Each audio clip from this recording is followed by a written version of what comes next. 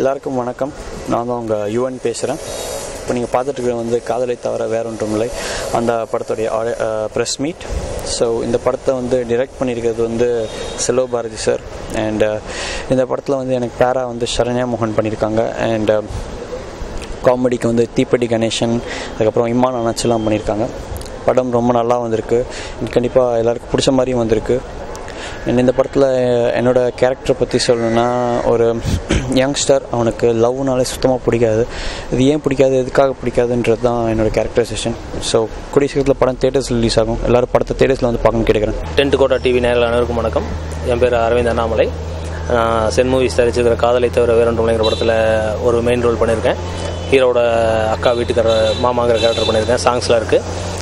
இந்த படம் வந்து செல்வ பாரதி அண்ணன் ஆல்ரெடி வந்து பிரியமானவளே, வசீகரா, நினைத்தேன் வந்த படங்களை மெகா ஹிட் படங்களை கொடுத்த டைரக்டர் இயக்கியிருக்கார்.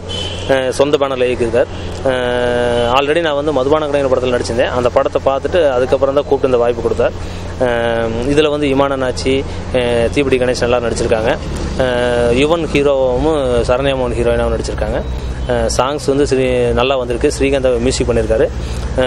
சாங்ஸு கண்டிப்பாக நீங்கள் கேட்கணும். தேட்டரில் போய் கண்டிப்பாக படம் பார்க்கணும். தேங்க்யூ. டென்ட்கோட்டா.com வணக்கம். நான் தான் உங்கள் ஸ்ரீகாந்த் பேசுகிறேன். காதலி தவிர வேறொன்றும் இல்லை இந்த ப்ரெஸ் மீட்டில் தான் நீங்கள் எல்லாம் மீட் பண்ணியிருக்கோம். ஸோ செல்வபாரதி சார் அழகான ஒரு காதல் படம் பண்ணியிருக்காரு. ரொம்ப சந்தோஷமாக இருக்குது. இந்த படத்தில் மொத்தம் ஒரு 4 சாங் இருக்குது. எல்லாமே பிட் சாங் தான். ஸோ அழகாக க்யூட்டாக வந்திருக்கு. யுவன் ரொம்ப நல்லா பண்ணியிருக்காரு. சேம் டைம் சரவணன் ரொம்ப நல்லா பண்ணியிருக்காங்க. அழகான ஒரு குழந்தை படம் இது. ரொம்ப லவ் ஸ்டோரி. ஸோ இந்த படம் மிகப்பெரிய வெற்றியடைய வாழ்த்துக்கள். நன்றி, வணக்கம். எல்லாருக்கும் வணக்கம். இப்போது கொஞ்ச நாளைக்கு அப்புறம் ஒரு மூவி ரிலீஸ் ஆகுறேன். ஸோ அதோட த்ரில்லில் இருக்காங்க. எஸ்பெஷலி நான் இது வரைக்கும் பண்ண ஒரு கேரக்டர் விட கொஞ்சம் டிஃப்ரெண்ட்டாக இருக்கிறது. அண்ட் ரொம்ப சீனியராக உங்களுக்கு எல்லாருக்கும் தெரிஞ்ச செல்வ பாரதி சார் கூட ஒர்க் பண்ணும்போது அது இன்னும் ஜாஸ்தியாகுது அந்த சந்தோஷம். அண்ட் இந்த மூவியில் என்னோட கேரக்டர் எப்படின்றான், நார்மலாக நீங்கள் பார்த்துருப்பீங்க என்னோட இப்போ வெண்ணிலா கபடிக்குள்ள என்னென்ன யாரடி நீ மோகினி, வேலாயுதம்.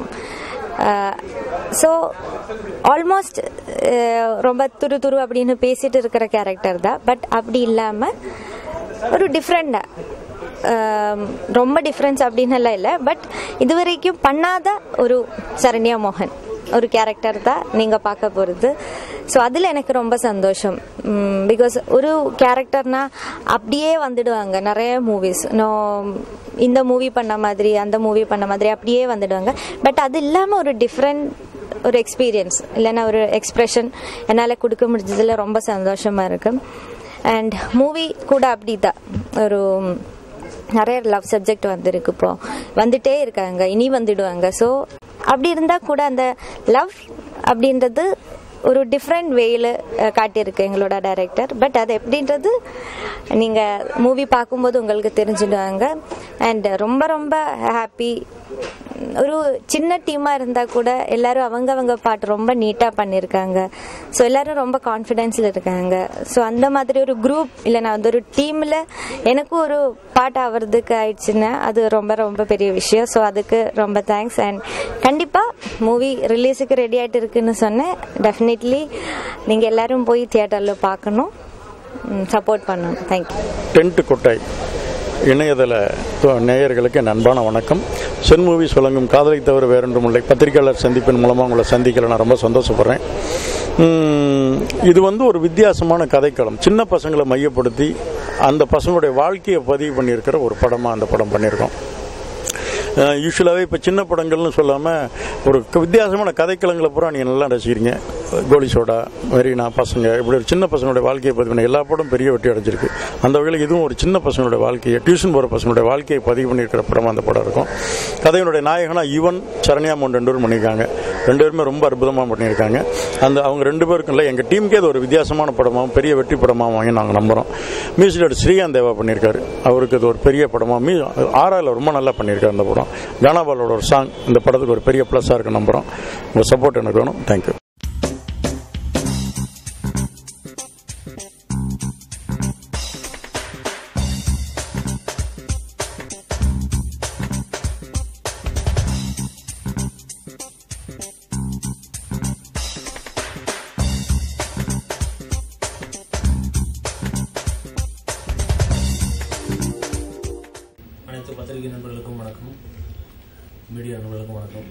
என் பேர் அரவிந்த் அண்ணாமலை. நான் சென் மூவிஸ் தயாரிச்சிருக்கிற காதலை தவிர வேறொன்றுமில்லை படத்தில் மாமா கேரக்டர் நடிச்சிருக்கேன். இந்த படத்தை வந்து செல்வபாரதி அண்ணன் டைரக்டர் இயக்கியிருக்கார். இந்த படம் வந்து எனக்கு மதுவான கடை படம் பார்த்துட்டு அண்ணன் கூப்பிட்டு கொடுத்த வாய்ப்பு. இந்த படத்தில் வந்து யுவன் ஹீரோவும் சரண்யமோகன் ஹீரோயினாக நடிச்சிருக்காங்க. ஸ்ரீகாந்த் தேவா சார் மியூசிக் பண்ணியிருக்காரு. டைரக்டர் பாலா எடிட்டிங் பண்ணியிருக்கார். Supreme சுந்தரன stun master. ரோஹித் ராகுல் டைரக்டரோட மகன்கள் அறிமுகமாயிருக்காங்க. அதுபோக இமான் அண்ணாச்சி, தீபிடி கணேசன் எல்லாரும் நடிச்சிருக்காங்க. ஆனால் ஸ்ரீகாந்த் அண்ணா மியூசிக் ரொம்ப நல்லா வந்திருக்கு. இந்த படத்தில் என்னோட கேரக்டர் அக்கா மாமா கேரக்டர். சாங்ஸ் நல்லா வந்திருக்கு, படம் நல்லா வந்திருக்குது. எல்லாரும் தேட்டரில் போய் பார்க்கணும். தேங்க்யூ. அனைவருக்கும் என் அன்பான வணக்கம். உங்கள் எல்லாரையும் சந்திக்கல நான் ரொம்ப சந்தோஷப்படுறேன். இதுக்கு முன்னாடி நிறைய பத்திரிகையாளர் சந்திப்பு நடந்திருந்தாலும் எனக்கு இந்த மேடை நீங்கள் தான் பெரிய பிள்ளராக இருக்கீங்க. பெரிய பட்ஜெட் படங்கிறது ஒரு பெரிய ஏக்கரை கணக்கில் இருக்கிற பூந்தோட்டம் மாதிரி. அது தூரமாக இருந்து பார்த்தாலே தெரிஞ்சிடும். சின்ன படங்கிறது ஒத்த ரோஸ் மாதிரி.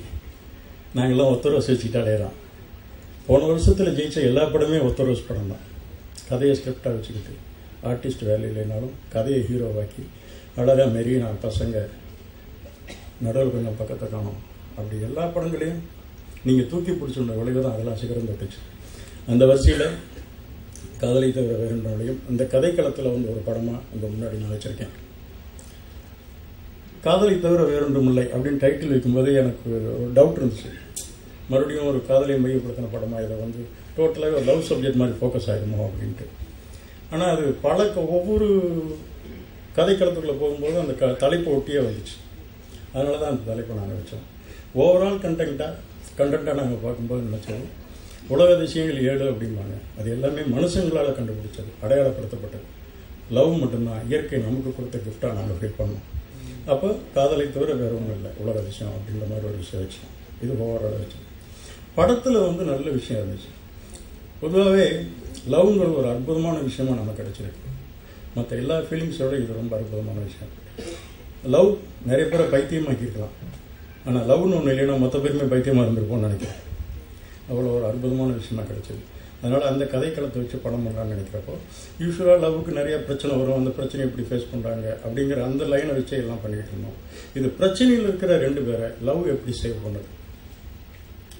ஒரு 5 வயசு பையன், அவனை வந்து லவ் டிஸ்டர்ப் பண்ணுது. அவனும் ஒரு லவ்னால ஒரு குடும்பமே பாதிக்கப்படுது. அதில் அந்த பெயினோட வாழ்கிற ஒரு பையன் இவன். அந்த கேரக்டர் நான் அற்புதமாக வாழ்ந்திருக்கேன். அவன் வந்து எனக்கு உண்மையிலே நான் விஜய் சார் வச்சு 3 படம் பண்ணியிருக்கேன். தம்பி வச்சு நினைத்த நல்லா பிரியமாக யோசிக்கிறேன். அப்படி ஒரு ஹீரோயிஸ் பேஸ்லேயே வளர்ந்துருந்தாலும் இந்த சின்ன பசங்களோட விளையாடும் போதும் எனக்கு இவன்கிட்ட பிடிச்சதே ஒரே விஷயம் தான், பங்க்சுவாலிட்டி. தம்பி அதே மாதிரி தான். முதல் நாள் போகும்போது காலையில் எத்தனை மணிக்கு வரணும் அப்படின்னா 7 மணிக்கு 6:55 செட்டில் வர்றேன். அதே பேட்டர்னில் எனக்கு கிடைச்ச ஒரு தம்பி. டைமிங் அவ்வளோ பர்ஃபெக்டாக ஃபாலோ பண்ணுவோம். அதே மாதிரி முதல் நாள் வந்தோன்னு சொன்னேன், மேக்கப் கிடையாதுப்பா அந்த படத்தில். ஏன்னா நீ வந்து உன்னை அலங்கரிச்சிக்கக்கூடிய அளவுக்கு ஒரு கேரக்டர் கிடையாது. நீ மனசுக்குள்ள ஒரு வழியோடு வாழ்கிறேன். உனக்கு இன்னைக்கு இந்த சட்டை போடலாம், மேட்சிங்காக ட்ரெஸ் போடலாம், மேட்சிங்காக வாட்ச் போடலாம், எதுவுமே இருக்காது. நீ ஒரு அழுக்கான ஆனால் ஒரு சமூகத்தில் வாழ்கிற ஒருத்தனை. கண்ணாடியை பார்க்கவே இல்லை படம் போகிறான். காலைல அவன் எப்படி வரணும் அப்படியே இருப்பான் சாயங்காலம் வரைக்கும். அது எனக்கு பாவமாக இருக்கும். டே கண்ணாடியாக காட்டுங்கடா, அவன் தலை சிவாட்டி பரவாயில்ல அப்படின்னு. அந்த அளவுக்கு அந்த கேரக்டரில் ரொம்ப வாழ்ந்தான். அவன் ஒரு கண்டினியூட்டிக்கு ஒரு செருப்பு கொடுத்துருந்தான். அதை அந்து போச்சோன்னா நான் தைச்சிக்கிறேன் சார், நான் டே வேறு வாங்கிக்கலாண்டான்னு. இல்லை அது மறுபடியும் பார்த்தா புதுசாக தெரியும் அப்படின்ற அளவுக்கு அந்த கேரக்டர் ரொம்ப உள்வாங்கியிருந்தான். எனக்கு இந்த படத்தை கிடைச்ச பெரிய ப்ளஸ்ஸாக நான் நினைக்கிறேன். ரொம்ப டெடிக்கேட்டட். அப்புறம் இந்த கதைக்களத்தில் ஹீரோயின் அப்படின்னு நான் முடிவு பண்ணும் பொழுது, நான் கதை சொல்லும் பொழுதே யாருக்கையாவது சொல்லும் பொழுதே சரண்யாமோகன் வச்சு தான் சொல்லிட்டு இருக்கேன். ஏன்னா ஸ்கிரிப்ட் ஓகே, இதில் கிளாமர் கிடையாது, நான் நினச்சாலும் பண்ண முடியாது அப்படி ஒரு கதைக்கல். அப்போ சரண்யாமோகன் தான் என் மைண்டில் இருந்தாங்க. நான் வந்து ஃபோனில் தான் கதை சொன்னேன். இந்த மாதிரிமா ஒரு கதை இப்படி இருக்கு, அப்படி ஒரு பெயினோட இருக்குது அப்படின்னா கண்டிப்பாக நான் பண்ணுறேன் அப்படின்னு சொல்லி கதையை அக்செப்ட் பண்ணுறேன் பண்ணாங்க. எனக்கு ரொம்ப, அதாவது நான் ரம்பா சிம்ரன் எல்லாரோடையும் ஒர்க் பண்ணியிருக்கேன். எனக்கு சரண்யாட்ட பிடிச்சது என்னென்னா, நமக்கு வீட்டில் இருக்கிற ஒரு பொண்ணு, ஒரு ஆர்டிஸ்டாக நான் ஒரு நாள் கூட பார்க்கல, எங்கேயுமே பார்க்கல. இன்னும் சொல்ல போனால் கேரவன் கடைசி வரைக்கும் கேட்கவே இல்லை என்கிட்ட, நானும் கொடுக்கல.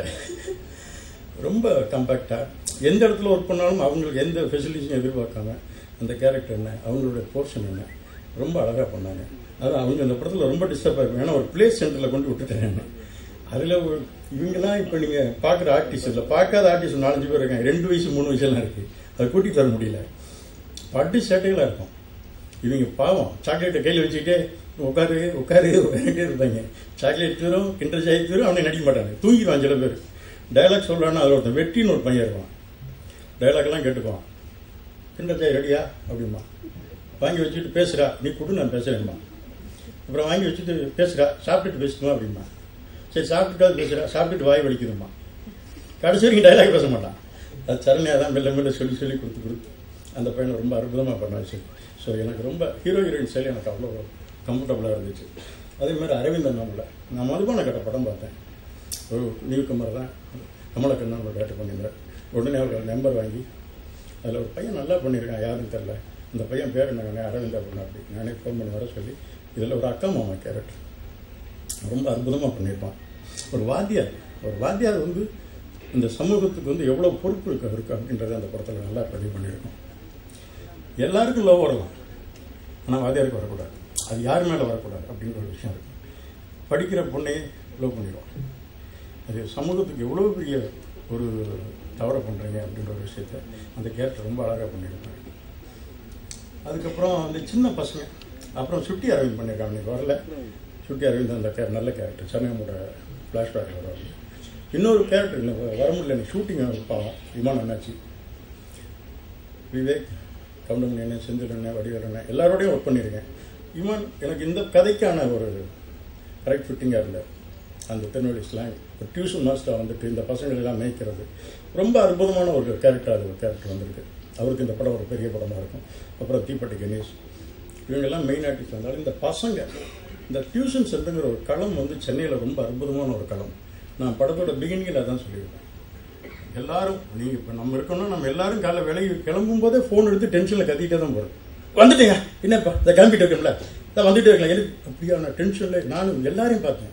விட்டுட்டு வெளியே போகும்போதே ஃபோன் அலருது, அடிக்குது. ஃபோனை போட்டு உடைக்கிறேன் பாதி பேர் இருக்கான். ஆனால் எந்த டென்ஷனும் இல்லாமல் காலையில் டியூஷன் சென்டர் முன்னாடி யூனிஃபார்மோட போகிற பிள்ளைகளை பார்த்துட்டு அப்படியே ஏரில் பறந்துக்கிட்டே போவான். போதும் நம்ம அந்த பசங்களுடைய வாழ்க்கையை எவ்வளோ அழகாக பதிவு பண்ணோம். அதில் கிடைச்சது அந்த அப்படின்ற ஒரு கேரக்டர். அவனுக்கு டைலாக் சொல்லிக் கொடுக்கும்போது எந்த பாருங்க போலீஸ்ட்டு உட்கார அப்படின்னா காலாடிட்டு உட்காந்துருந்தான். அது இயல்பாக அவனே பண்ணது, நான் கூட சொல்லிக் கொடுக்கல. ஒரு போலீஸ் உட்காருன்ற பயம் இல்லை. ரொம்ப அற்புதமாக அந்த பெயின் அவன் பதிவு பண்ணான். ஸோ இந்த படத்தை பொறுத்த வரைக்கும் இது புது கதைக்களம், புதுசான ஒரு விஷயத்த சொல்லியிருக்கான். உங்களோட சப்போர்ட் எங்களுக்கு ரொம்ப தேவைப்படுது.